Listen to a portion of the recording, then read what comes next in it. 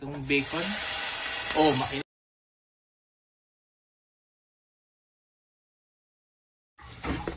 I-flip na natin yung ating bacon. Ito yung side na yun. Yan. Bait lang. Bubuhusan natin yung egg. Lutuin lang muna natin ng konti yung egg and then ipiplit natin siya later.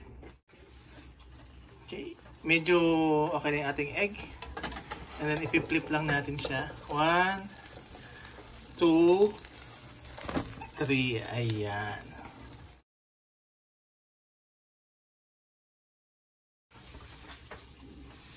So, flip lang natin para ma-cover.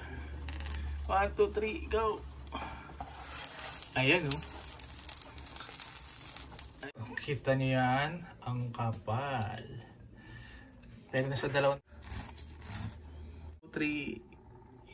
Ayan. Pwede niyo subukan guys ang ating napagtripan.